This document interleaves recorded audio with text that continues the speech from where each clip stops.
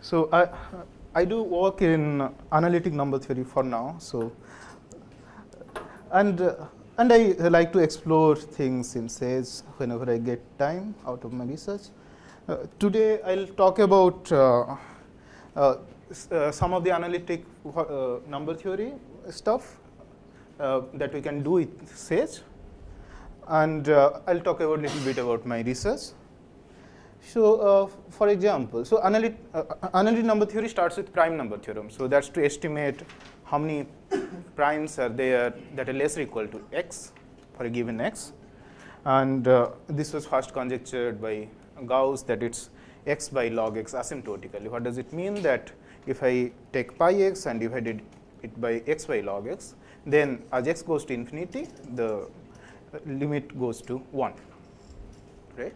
So what is good, it says that we have this function prime pi.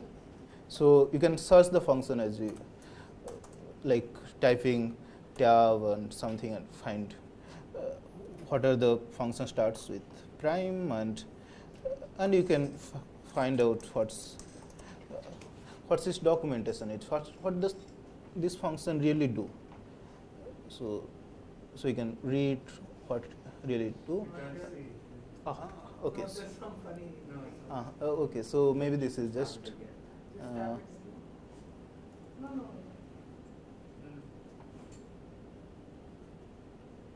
Yeah. So it happens.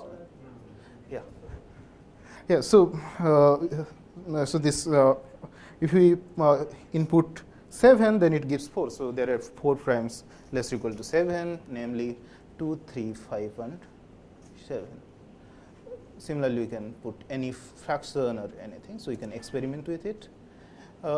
Here I wrote a program to plot this function. I can do it in an interactive window here, and this gives the graph of pi x that counts number of primes less or equal to x, right?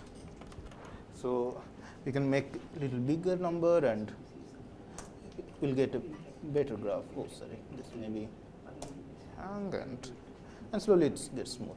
So we'd like to compare this function with x by log x and see how things are.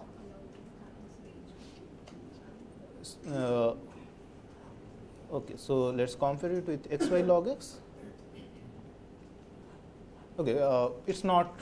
It doesn't look that nice because we are only looking at very small values of x, and if we increase little more, then it seems that x by log x approximates pi x. But you can see here that this function deviates from pi x quite a lot as x goes to infinity, and the reason for that is because if we the asymptotic formula for pi x is that pi x is x by log x with an error which is like x by log square x, which is very close to x by log x, so it deviates much more. There is another function that approximates pi x even closer. That's called the logarithmic integral. This is what is that? Oh, yeah. So here it is to integrate 1 by log t dt from 1 to x. So suppose imagine you are doing some program. Some language where this function is not there, then you have to really do approximate this integration and then implement this function, and then you can check that whether really it approximates pi x or not. But in SAGE we have this already implemented. So and pi of x is x by log x plus Lix, or pi of x is just like Li? Pi of x is just like Lix. Okay, let's see this, whether it's just like Lix or not. So see the graph. Here nothing visible. It seems like both pi x and Lix and x by log x are equally bad. But if I increase the value here little more, it seems little better, and if I increase it little more, and you see it's really very close to pi x, and the error is very small. And here you see one more thing. So this green line is the graph of Lix, and the red line is the graph of pi x. and you see it's always on the top of it. It goes over it, right? So yeah, so from this observation, you may think of some more experiments to do. So basically, we may subtract Lix minus pi x and like to know whether it's always positive or not, right? So let's do that.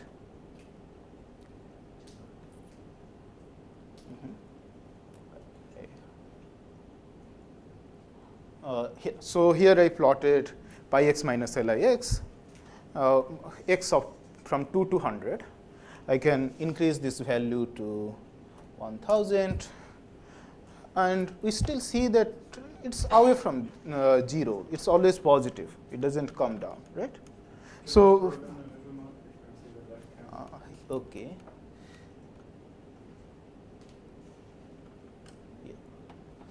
Yeah. So it seems like it's always away from 0, right? So we may conjecture that Lix is always greater than pi x. So what do you think, that it will be true? So maybe some more computation disprove it, right? Well, I don't want to hang my laptop there. Well, if it doesn't work, I'll interrupt. So,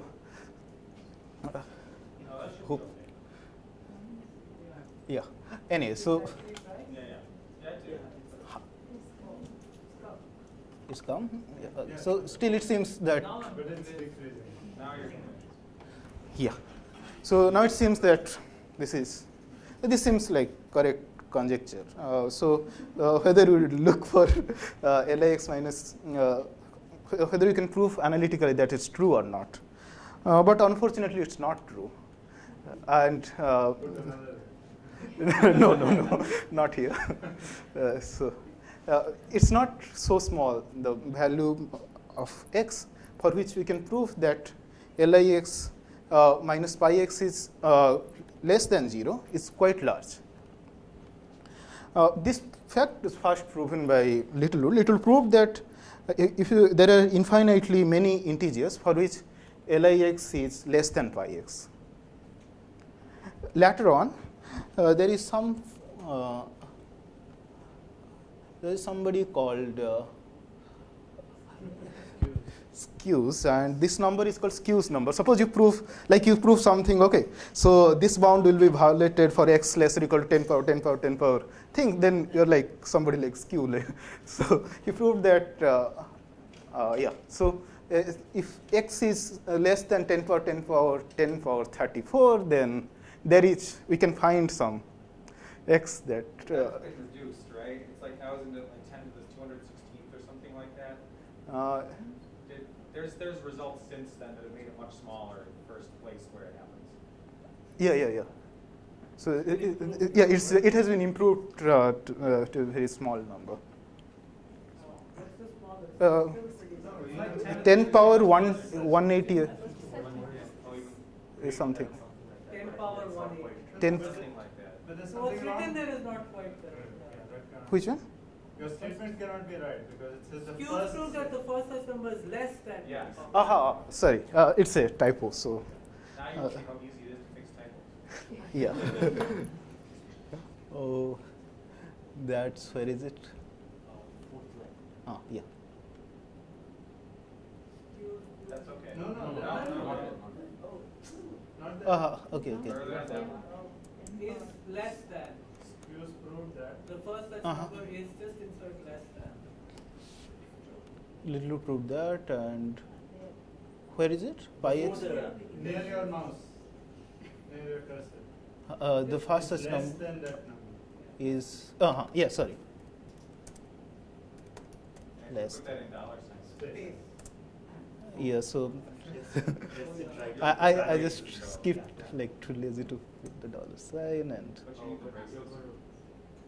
Oh, okay. So there is some problem. Braces, it's still not tag. I think yeah. So it's easy to again put some brackets and do it.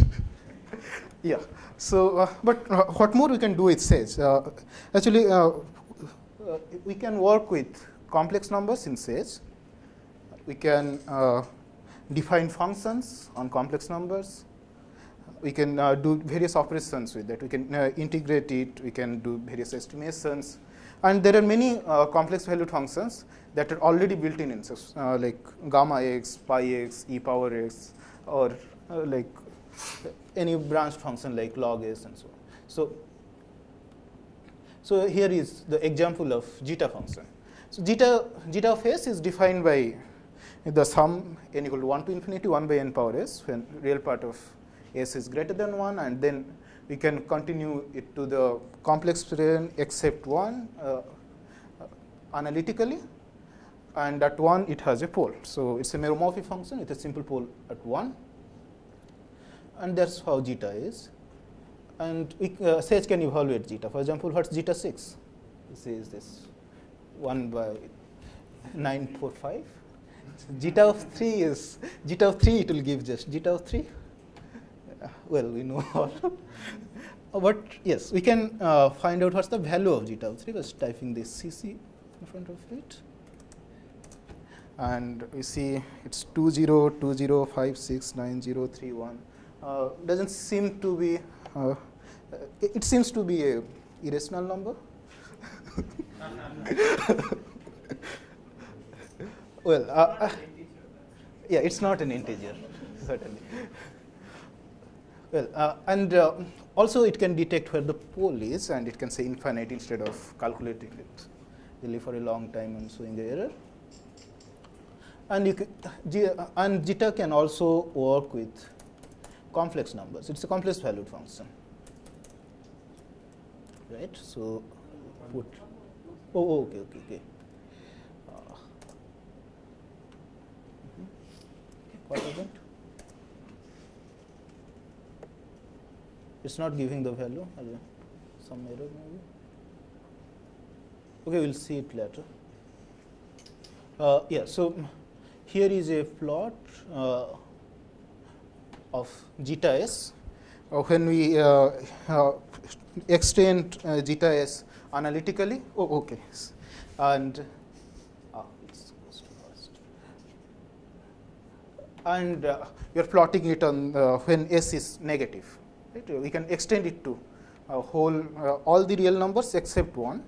So it's a plot from -13 to -1.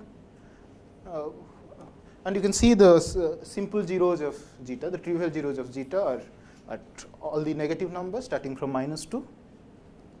Even. Yeah, sorry. All the even negative integers starting from -2. And it has this local maxima and minimas at odd numbers, negative odd numbers. And you can change the value here to see what happens really in the positive part. So I'll put say 12 here, and I get some curve. I can compare it with another curve. For example, does it look like 1 by x, or maybe since it's near to 1, I'll put a +1 plus here, and not somewhat. So we can like this. We can experiment with how the function zeta of s grows along the real line, right? So that's something nice. Okay, so even zeta, we can plot zeta of s, and we get this beautiful graph. Well, so what does it mean actually? The bright points means the value is too high, and the black means it's low. So you see there is yeah, the absolute. So the brightness captures the absolute value, and the hue captures the argument. And here it's a pole, and it's little bit bright spot, all these things, and here it's little dark because there are zeros. And here on the critical strip, and you see a little dark point, and you'll see it further. If you extend your range from say -20 to -40, oh sorry.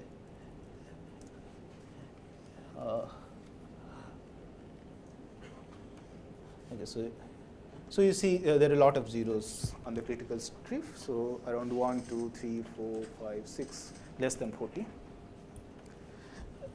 Okay, let's draw a zeta function on any abscissa. And it's taken some time. Yeah. So this is the plot of zeta of S. When S, if I take S equal to sigma plus IT, sigma is half, and T varies between -20 to 20. Right. So, and you see there is a 0. It passes here 2 times, and there are 2 zeros less than -20. It's in, between -20 and 20. And you may like to find out where really the first 0 is, and let's put 0 here, and let's see. Let's guess it's around 12. Not really. And let's increase it a little more and see whether there is a 0. No. Okay, let's put 15. And yeah, it's okay. There is a 0 between 13 and 15, so let's put 14. And so you detect that there is a 0 between 14 and 45, and you can find out where the zeros are. Right. So you can experiment with any of the abscissa, like say I put 3 here, and it's almost like a circle, right? So if I put, it will look more like a circle now, and if you increase the value, you'll see that it will be like a circle. So why is it? You can explore from the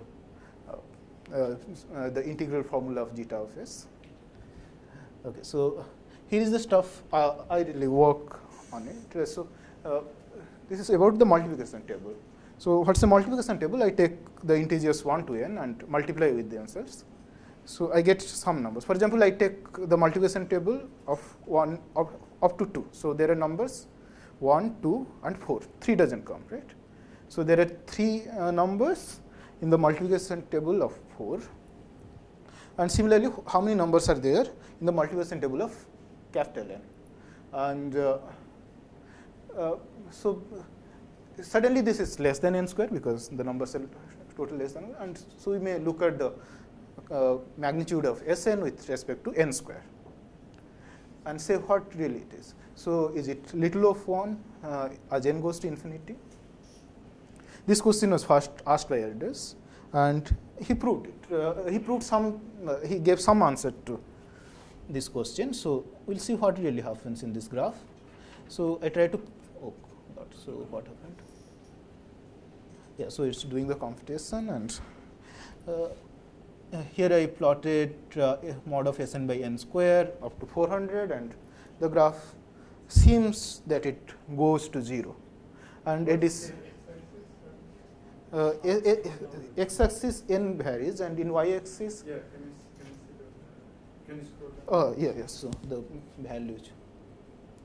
Yeah, it goes up to 20.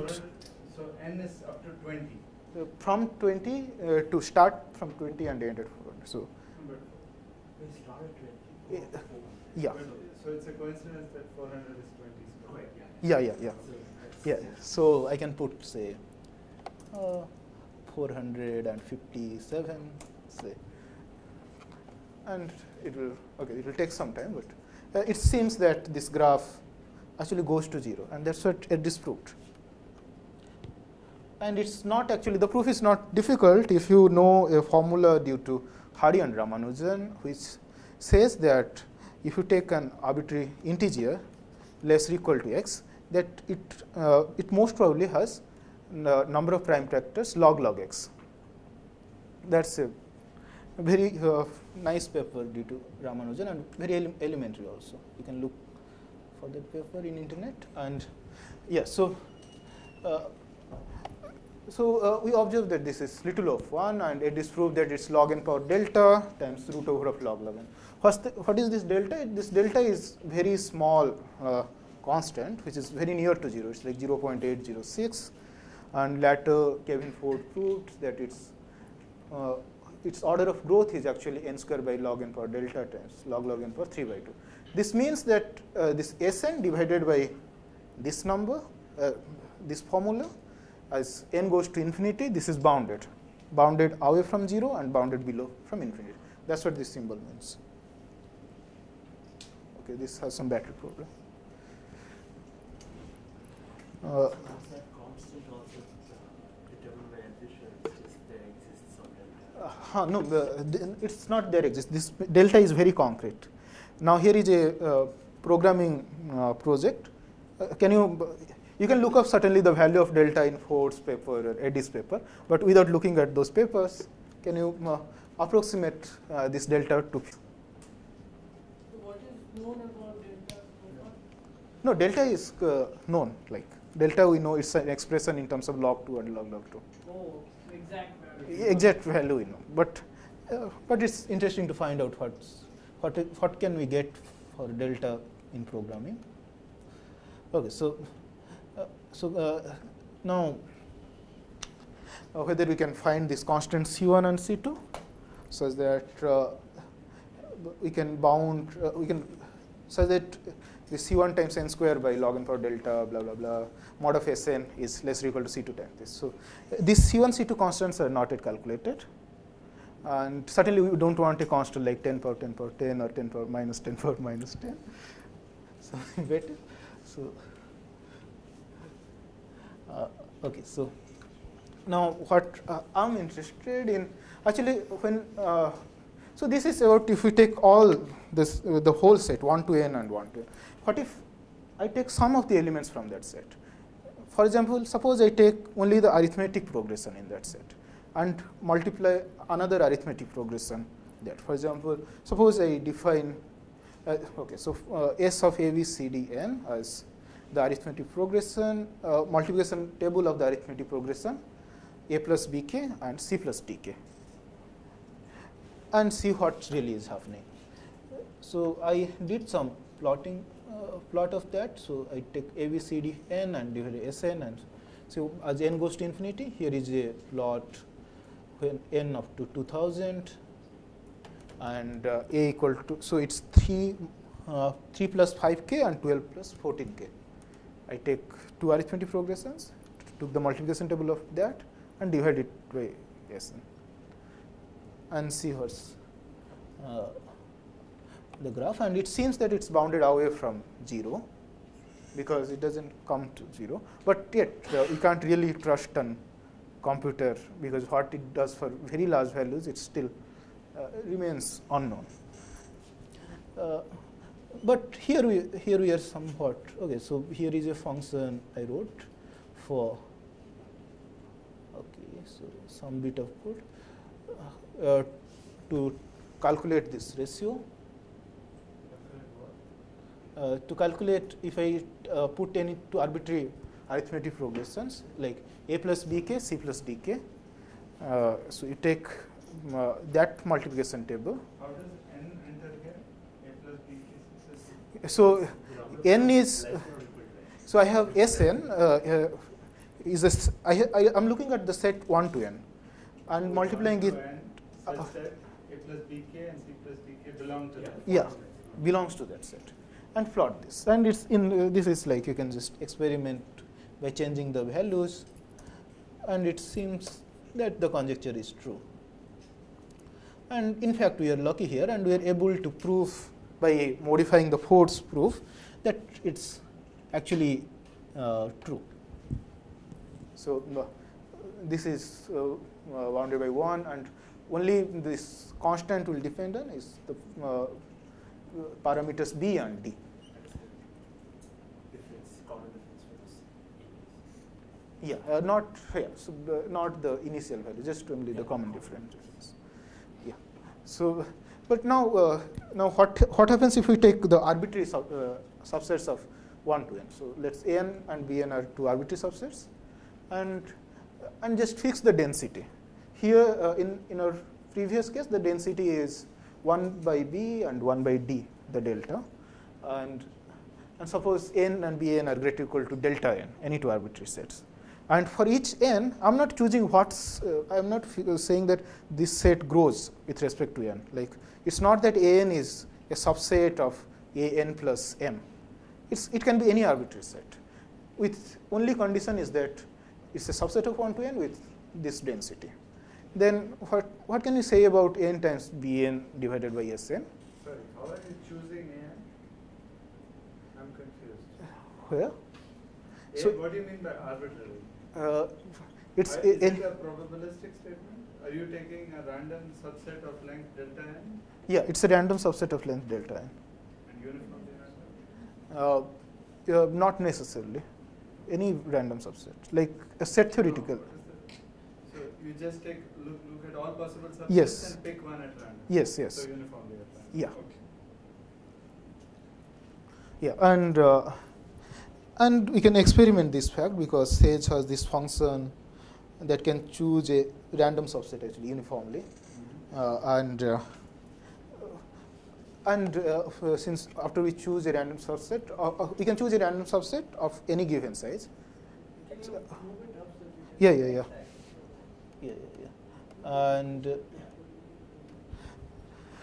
And if we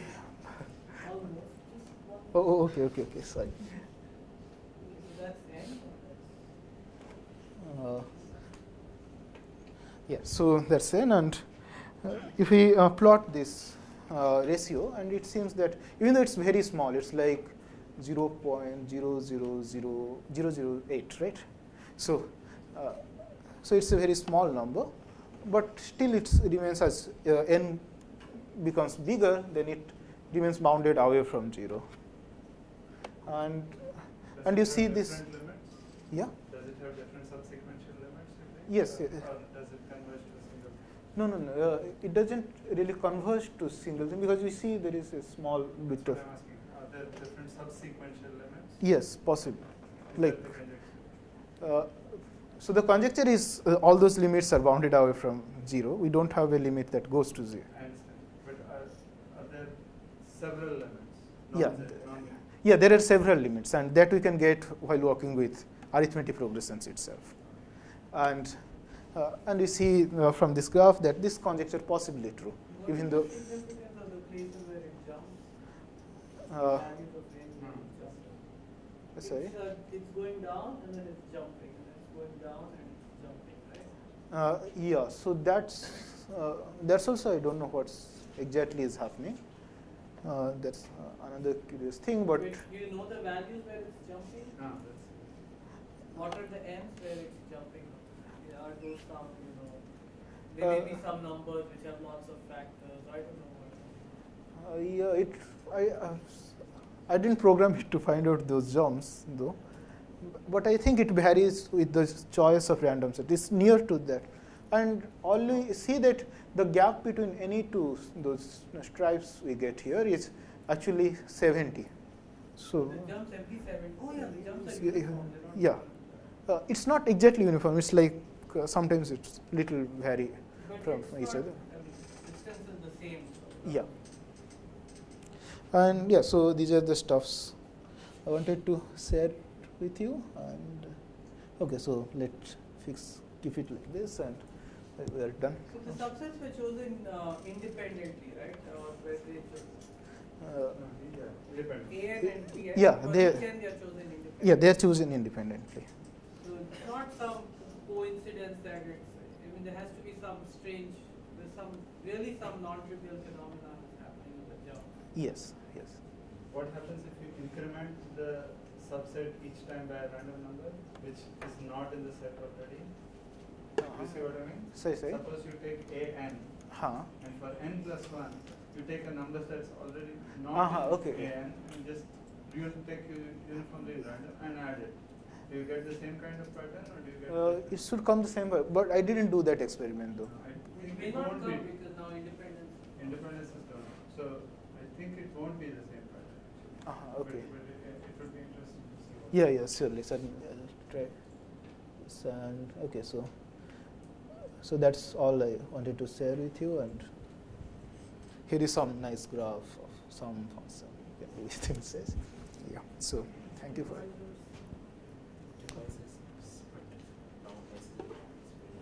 Yeah. So I just writing the program just before this stop, and I can put the n here, and so I just do for okay. Yeah, so enable 45 and see it. Okay, so thank you. So, thanks, Kamalakshya.